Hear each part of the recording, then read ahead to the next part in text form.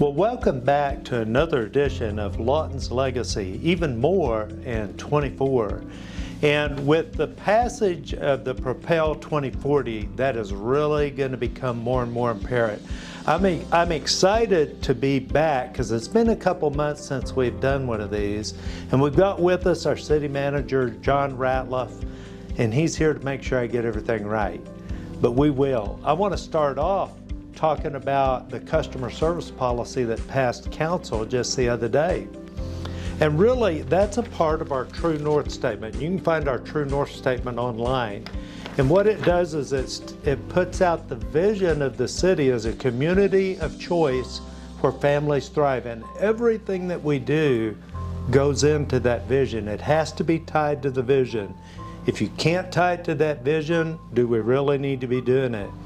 And then it goes on to explain the attitude at which we do everything.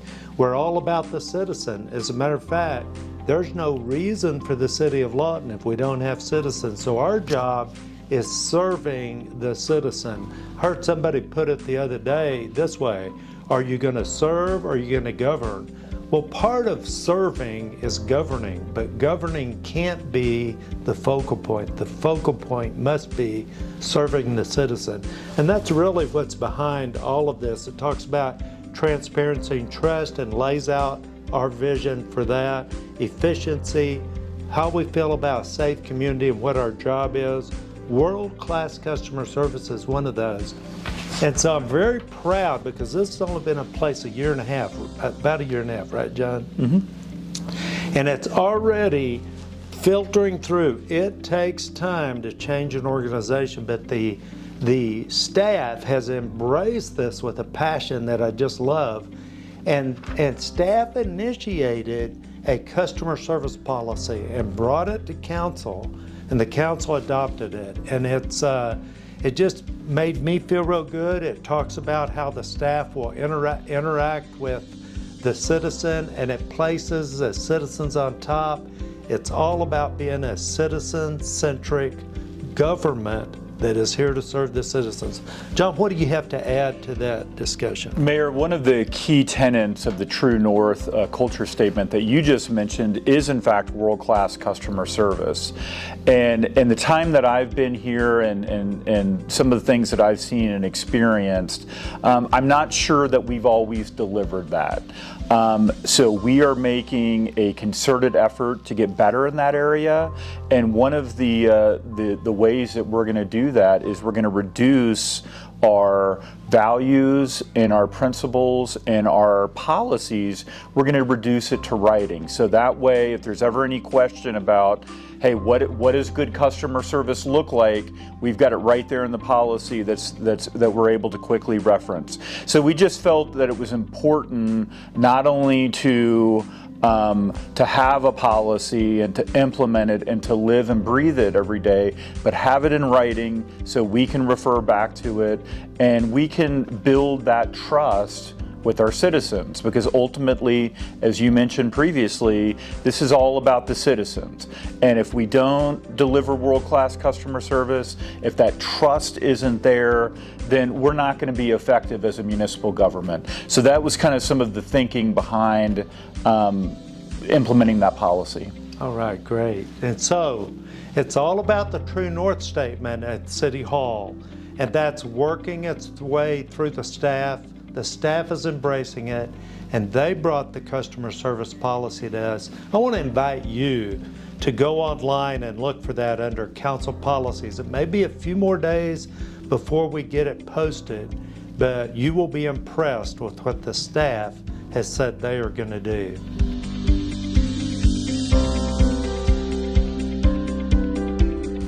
So I'm excited about PROPEL 2040, and the citizens have adopted that as their plan. And it's very clear that our citizens have a passion for progress, because PROPEL 2040 is all about progress. And so you will hear me referring often to the citizens' passion for progress. And the staff and the council are gearing up to make sure that all of this happens real quick. Some of the projects that are already underway, now I need to define underway, because a lot of planning has to be done, a lot of engineering has to be done before the citizens ever really see something. But the museum plans are underway, and I'm going to say that's going to take 4 months to get those plans done. And then we will be moving it through council as fast as we possibly can to get that work begun on the museum. We also have the auditorium. You should see within 2 to 3 weeks, you should see activity at the auditorium as they get ready for phase 1. That was actually in the what we call PROPEL 2019, which has been rolled in, and it's all really PROPEL 2040 now. So PROPEL 2040, the new version, has phase 2 for the museum. And I was in a meeting yesterday where they're going to be accelerating that idea so that we can group all of that construction happening at the auditorium. That's a community treasure. Both these are, the museum and the auditorium, and we've got to take care of them. We've got to keep them up to date. We're going to be moving fast on this. The animal shelter is, you can expect construction in April or May. It is. Council's already approved the engineering on that, and it's coming away. And so that'll be about a 14-month construction process. Get started in the spring. I want to talk about the parks and Elmer Thomas Park in particular. Some plans are being put together for that that'll be brought to council probably in 2 or 3 months. I think it's really going to make that area the entrance to our city. And John, we just had a groundbreaking for our aquatic center. What can you tell us about that? And when are we really going to see something happen out there? So, Mayor, in the next couple of weeks, you'll see some heavy equipment out there. So we had the ceremonial groundbreaking recently, but you'll see some actual dirt moving and some equipment and construction begin very soon. So we're looking forward to starting that project in earnest with a open date of July 4th next year at the Freedom Fest. Wow. That's our plan. Okay, now who gets to make the ceremonial first belly flop into the new pool? We'll save that for you, Mayor. Okay, I get to do the belly flop. I love it. Do we have a name for the aquatic center, or is it boring like aquatic center? We don't, but we're having that conversation, and we're still trying to figure that out. We anticipate bringing something to council soon. Okay, good. To have to decide on a name. All right, very good. Okay, I like that. Let's talk about the Discovery Zone a little bit. I just left a meeting just less than an hour ago where we set a timeline to bring back to me in 60 days a proposed timeline and plan to get this done.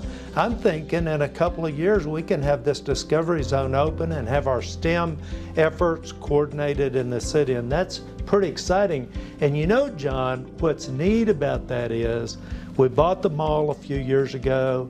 There's room in there for the Discovery Zone. All of the STEM efforts tie into the jobs being created.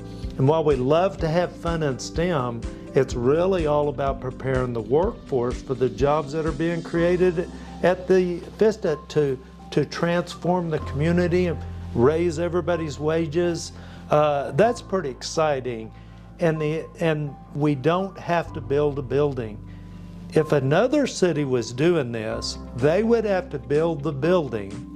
But because we bought the mall, millions of dollars are being saved off of this. You got any comments about that? I talk too much. So I just think it's very exciting, and I couldn't agree more, Mayor. Is that the STEM it all nests in what the FIST is doing and training that future job force for these high-tech jobs that are going to bring industry to the community, that are going to bring education and other opportunities to the community. So this is how we transform the workforce, is bringing these opportunities in, as well as these high-paying jobs that you mentioned. So now I know the Discovery Zone's fun, and I'm going to have fun going there watching the kids. But at the end of the day, it's about changing lives and changing the community and opening up opportunities. So we're excited about that. Once again, saving a lot of money because we bought the mall when we did for say $25 a foot, about 10% of what construction would cost today. There are a lot of other projects in Propel 2040. And what we are going to do is, I'm working on it right now, putting together a spreadsheet so that I know the status of each project and the timeline associated so that the staff knows the expectations and the target. I want to say something about Propel 2040 as well. I've seen a difference in the staff in just a matter of a couple weeks. And I think as I ask questions and visit with different staff members, I think it has to do with the staff is seeing that the citizens of Lawton are willing to make investments. And what we're going to do here at the City of Lawton, because the citizens are willing to make investments, we're going to be bringing that to fruition as fast as possible. And that's all designed to build trust with the citizens. We're going to have a transparent process through all of this, and we will be open and transparent. We'll be talking about it monthly in these Lawton Legacy meetings, and all these other projects such as the Armory are in the very early stages of planning and putting together that timeline. But we will be getting that. We'll be very transparent. It'll be posted. We've got a place on the website that was all about Propel. We'll continue to post Propel news in that so that it's easily accessible to you. Now, one final comment, and I'm going to throw it at John to close. We call this Lawton's Legacy, and before the election I said Propel 2019 is quickly becoming Lawton's Legacy, or Lawton's Legacy is a story of Propel 2019.